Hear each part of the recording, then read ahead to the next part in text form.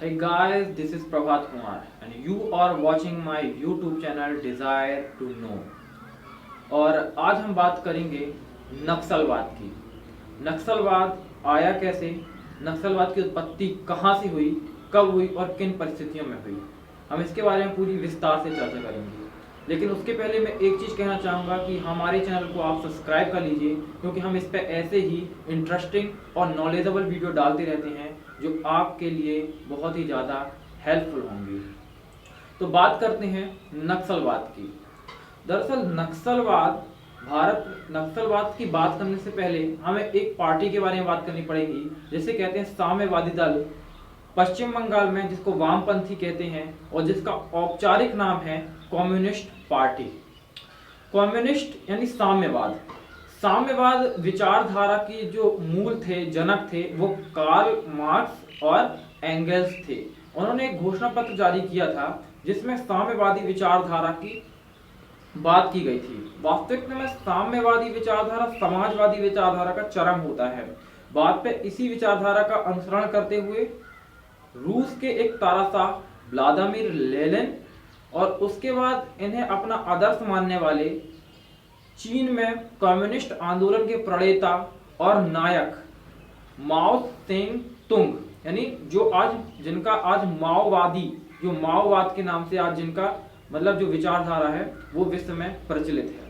भारत में भी उसी कम्युनिस्ट पार्टी का जन्म 1925 में हुआ था।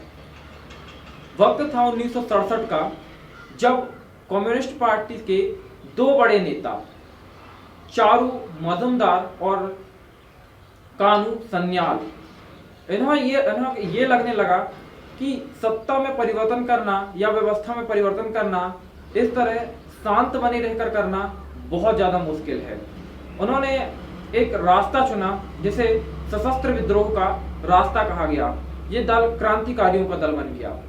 चारू मजुमदार, कानू सन्याल और वो बड़े नेता जो इस विचारधारा से साथ देने वाले थे कि सशस्त्र विद्रोह करके या सशस्त्र क्रांति करके ही संपूर्ण व्यवस्था में परिवर्तन किया जा सकता है।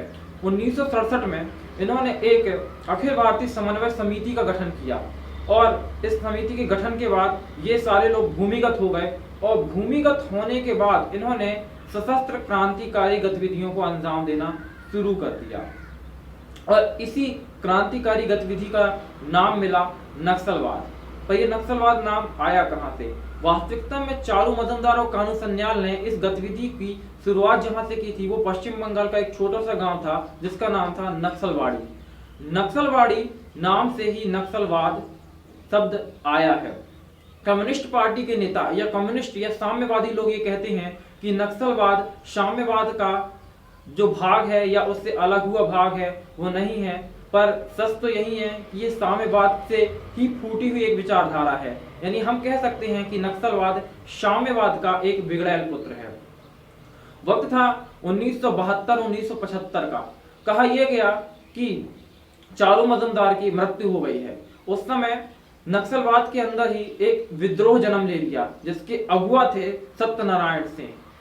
जैसे ही चारू मजुमदार की मृत्यु होती है, ये सारा जो नक्सलवादी आंदोलन था ये कई छोटी छोटी शाखाओं में टूट जाता है और जो इसकी मूल विचारधारा थी कि सत्ता में परिवर्तन करना है, जो किसानों के साथ शोषण हो रहा है, जो मजदूरों के साथ शोषण हो रहा है, इनको ऊपर उठाने के लिए एक विशिष्ट एक नई व्यवस्था कायम करनी होगी।